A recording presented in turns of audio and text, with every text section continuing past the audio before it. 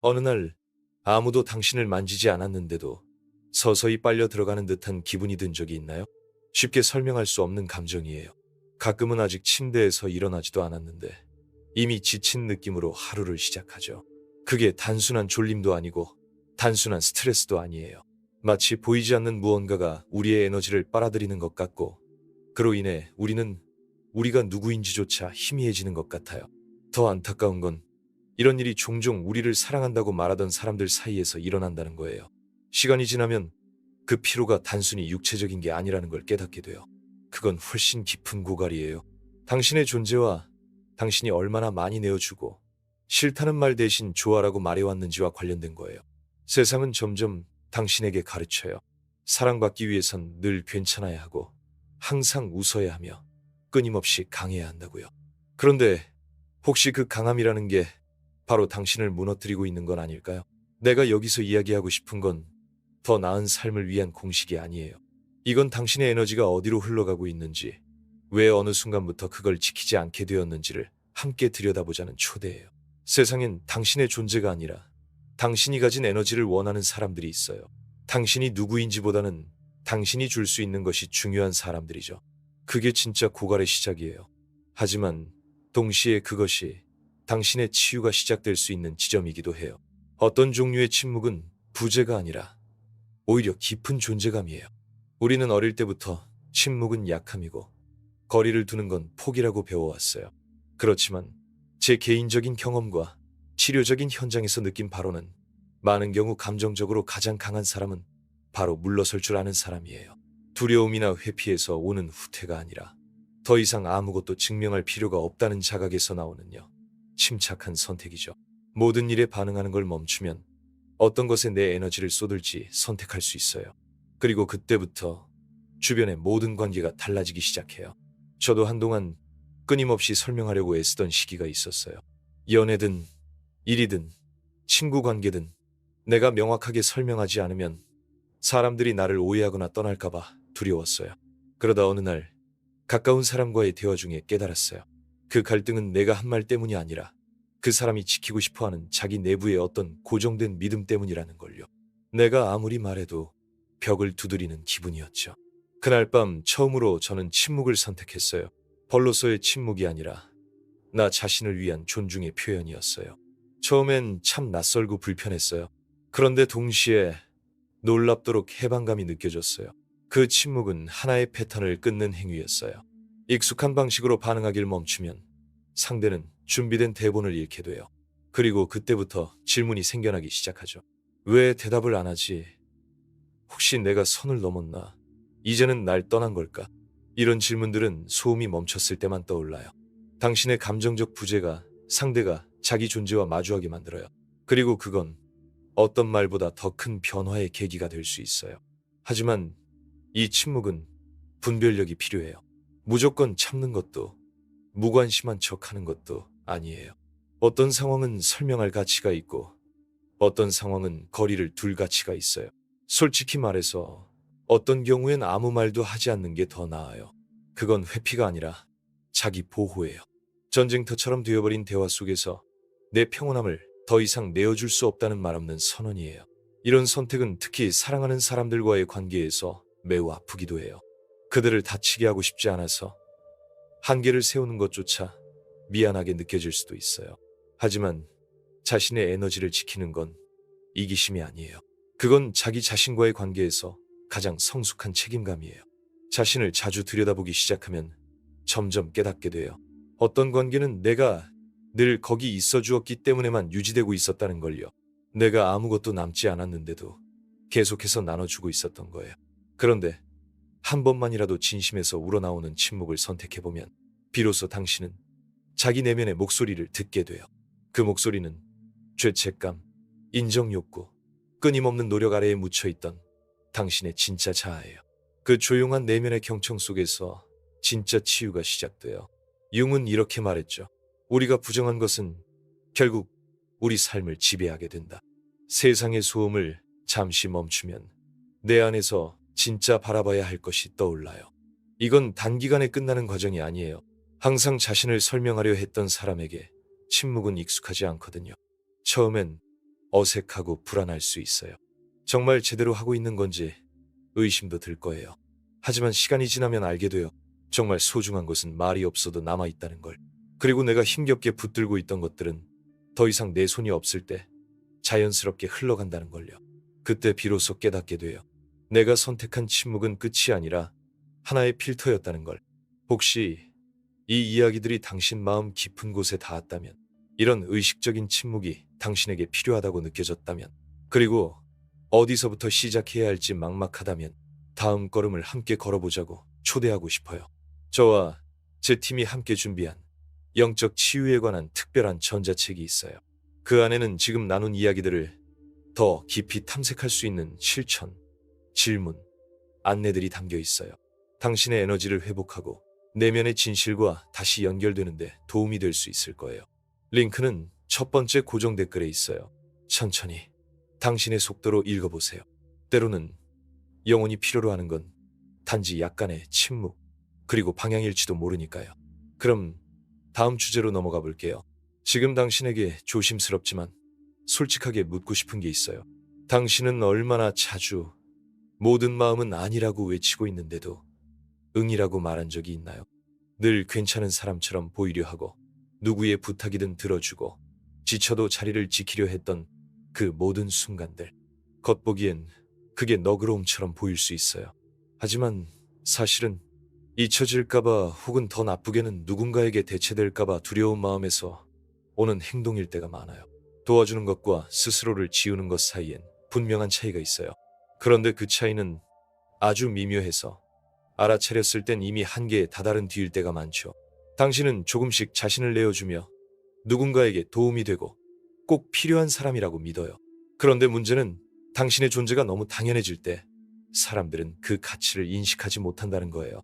처음엔 마음을 다해 주었던 것들이 점점 의무처럼 여겨지기 시작하죠.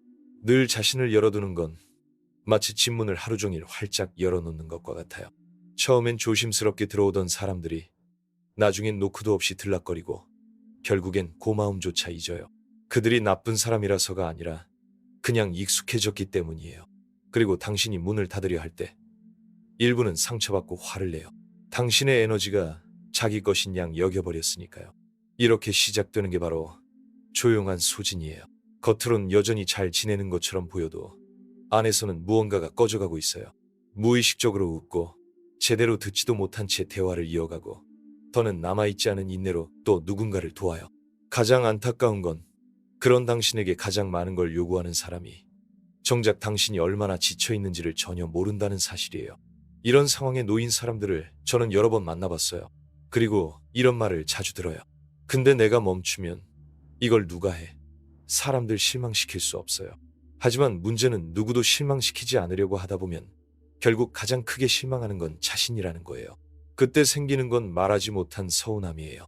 누구 한 사람을 향한 게 아니라 천천히 내 안을 갉아먹는 서운함, 무기력과 지침, 그리고 여기에 더 머물고 싶지 않은 마음까지. 가끔은 이렇게 인정해야 해요. 어떤 관계는 내가 계속 에너지를 주고 있기 때문에만 유지되고 있는 거라는 걸요. 그리고 그 에너지를 멈추는 순간 관계는 무너져요. 물론 그건 아플 수 있어요. 하지만 동시에 아주 큰 해방이 될 수도 있어요. 왜냐하면 그제야 알게 되거든요. 그건 진짜 상호적인 사랑이 아니라 애정이라는 이름을 쓴 의존이었다는 걸요. 그래서 첫걸음은 자기 일상을 솔직하게 바라보는 거예요. 어떤 자리는 진심으로 좋아서 머무는 곳인가요? 그리고 어떤 자리는 떠나는 게 두려워서 계속 있는 곳인가요? 이 질문은 불편하지만 반드시 필요해요. 왜냐하면 당신이 묻지 않으면 결국 당신의 몸이 묻기 시작하거든요. 그 질문은 종종 위기로, 극심한 피로로, 불안과 불면으로 나타나요. 더는 외면할 수 없는 신호들이죠. 자신의 생명력을 되찾는 건 세상과 단절하겠다는 말이 아니에요. 그 에너지를 더 지혜롭게 사용할 줄 아는 법을 배우는 거예요. 사랑도 한계가 필요해요.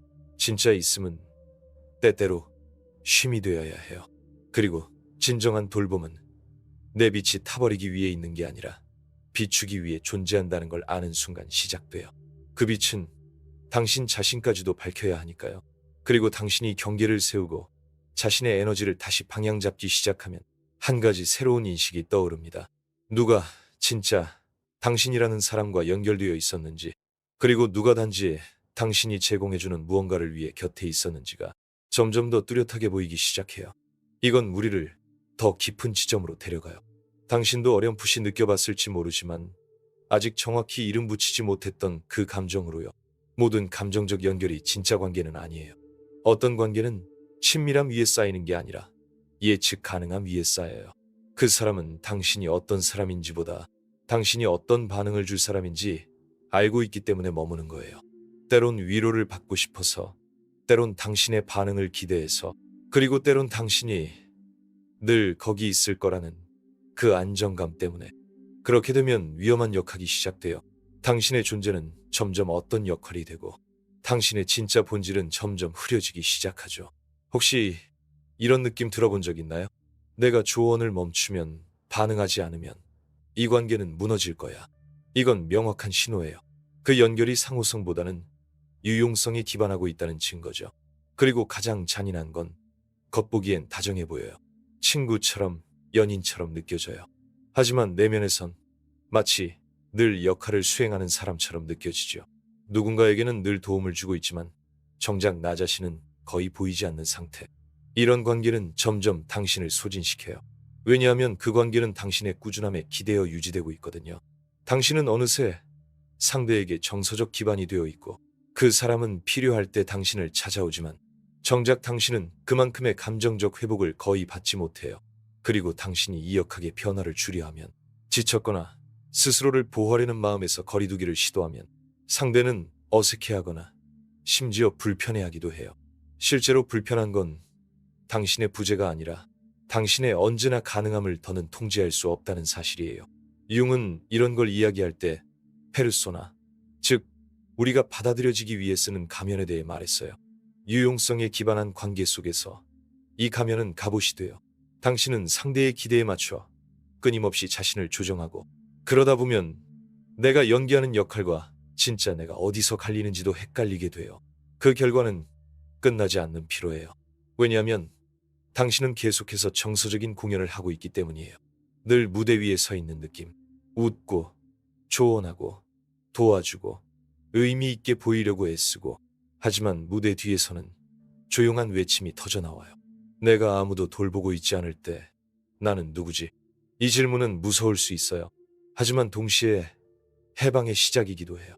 이 질문을 시작으로 우리는 진짜에서 비롯된 관계를 다시 만들 수 있어요.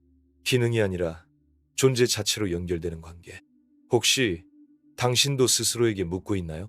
그런데 나도 원해서 그런 역할을 했던 거 아닐까? 내가 그렇게 행동하도록 상대에게 가르친 건 나 아닌가? 그래요. 많은 경우 우리가 그렇게 만들었어요. 하지만 지금 중요한 건 책임이 아니라 자각이에요. 자각이 생기면 선택이 가능해지고, 선택이 생기면 관계의 구조를 바꿀 수 있어요. 진짜 친밀함은 내가 유용한 사람일 때만 사랑받는 게 아니라 그저 있는 그대로의 나로 머무를 수 있을 때 비로소 시작돼요. 말없이 있어도, 의심이 있어도, 침묵할 때조차 여전히 따뜻하게 받아들여질 수 있을 때, 그런 관계야말로 진짜 연결이에요. 그리고 그렇게 살아가기 시작하면 어떤 관계는 자연스레 멀어질 수 있어요. 하지만 동시에 훨씬 진실된 새로운 관계들이 자라날 공간이 생겨요. 그리고 바로 그 순간 융이 말한 개별화의 과정에 조금씩 다가가게 돼요. 세상이 기대하는 내가 아니라 진짜 내가 누구인지를 향해 걸어가기 시작하는 거죠. 그러기 위해 필요한 첫걸음, 그건 바로 오래 붙잡아온 역할을 내려놓는 거예요. 그리고 여기서 우리 다음 주제로 자연스럽게 이어집니다. 감정적 반응성과 감정적 주체성, 그 둘의 차이에 대해 이야기해 볼게요. 그리고 우리가 감정적 제공자, 문제 해결사, 항상 거기에 있는 사람이라는 역할을 내려놓기 시작하면 흥미로운 사실을 하나 발견하게 돼요. 우리의 아픔이 꼭 지나친 헌신 때문만은 아니었다는 거예요. 그 아픔의 일부는 우리가 세상에 반응해온 방식에서 비롯된 거였어요. 무언가가 생기면 곧장 반응하고, 책임지려 하고, 기분을 맞추려 하고, 설명하려 들었던 바로 그 습관에서요. 여기서 여정의 또 하나의 중요한 갈림길이 나옵니다. 반응은 충동이에요. 말다툼이 시작되면 생각도 하기 전에 이미 방어하거나 맞추려 하거나 해결하려 드는 거죠. 정말 자동처럼 느껴지지 않나요? 그럴 수밖에 없는 게 반응은 생존 본능에서 비롯돼요. 우리가 위협을 감지할 때마다 본능적으로 싸우거나 도망치거나 상대를 달래야 한다고 느끼는 거죠. 하지만 이렇게 살면 너무 지쳐요. 왜냐하면 매 순간 외부 상황에 휘둘리게 되고 내 안의 중심을 잃어버리게 되거든요. 반면에 감정적 주체성, 다시 말해 감정의 주권은 완전히 달라요. 이건 있는 그대로 느끼되 그 감정을 어떻게 다룰지 내가 선택하는 상태예요. 자극을 받았을 때 한 박자 멈추고 숨을 쉬고 그 안에서 어떤 감정이 올라오는지 알아차리는 능력이죠. 이 선택은 감정을 억누르는 게 아니에요. 오히려 감정을 인정하는 성숙함에서 오는 거예요. 당신이 반응할 때는 감정에 끌려가고 응답할 때는 의식이 당신을 이끄는 거예요. 그리고 그 차이가 모든 걸 바꿔요. 모든 공격에 응답할 필요는 없어요. 모든 무례에 설명할 필요도 없고 모든 도발에 맞서 싸울 필요는 더더욱 없어요. 진짜 감정적 주체성은 내가 분노나 슬픔, 답답함을 느끼면서도 그 감정 안에서 무너지지 않고 머무를 수 있을 때 시작돼요. 융은 이렇게 말했어요. 진짜 변화는 감정이 감옥이 아닌 메시지가 될 때부터 시작된다고요. 저도 그런 경험을 여러 번 했어요. 어떤 말이 내 오래된 상처를 건드렸을 때 속에서 열기가 올라오고 당장 무언가를 말하고 싶은 충동이 확 올라오죠.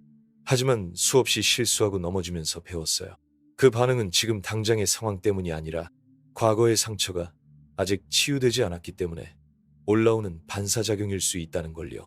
그걸 알아차리지 못하면 내 에너지를 받을 자격이 없는 사람에게 내 힘을 넘겨주게 돼요. 그래서 우리가 해야 할 일은 감정을 없애는 게 아니라 그 감정에 책임지는 거예요. 반응성은 감정을 외부 탓으로 돌릴 때 생겨요. 그 사람이 날 화나게 했어. 그녀가 날 미치게 했어. 이 일이 날 불안하게 만들어. 하지만 이렇게 말해보세요. 내가 이런 감정을 느꼈고 이제 왜 그런지 들여다볼 필요가 있어. 그 순간 당신은 다시 중심으로 돌아와요. 다른 사람의 행동에 휘둘리지 않고 내 감정이라는 내면의 나침반을 따라가기 시작하죠. 이건 무기력해지는 걸 의미하지 않아요.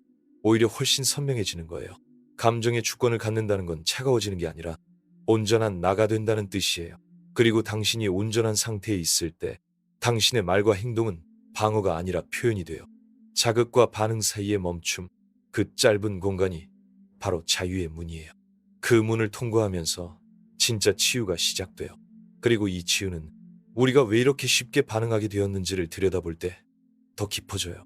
왜냐하면 우리가 반응에 갇히는 이유 중 하나는 가면을 쓰고 살아가고 있기 때문이에요. 더 이상 나에게 맞지 않는 페르소나, 하지만 여전히 붙잡고 있는 그 모습 말이에요. 그래서 다음으로 우리가 살펴봐야 할 건 바로 이거예요. 사회적 가면, 그리고 우리가 그것을 통해 어떻게 감정을 투사하고 있는지에 대한 이야기입니다.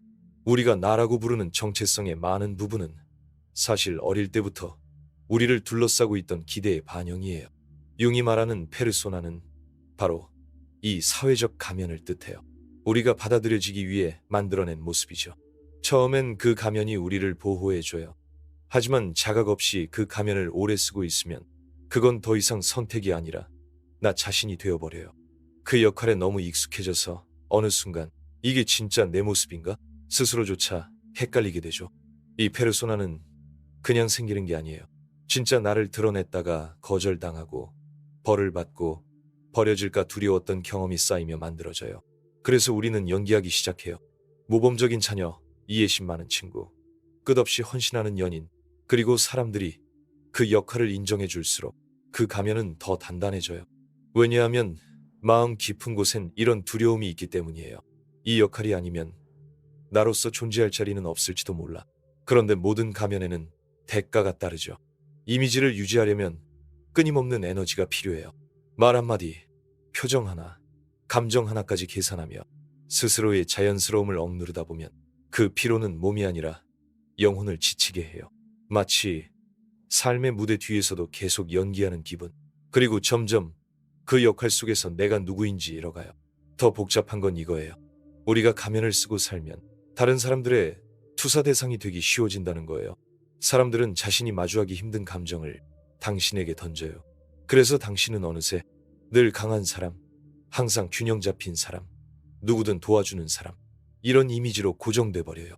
그런데 정작 당신 안에서는 무너져 내리는 중일 수도 있죠. 그래도 그 이미지를 유지하려고 애써요. 왜냐하면 그 가면이 당신을 받아주던 유일한 방식처럼 느껴지기 때문이에요. 이런 관계는 소리 없는 감옥이 돼요. 누가 강요하지 않았는데도 스스로 진짜 모습을 보여줄 수 없다고 느끼게 되죠.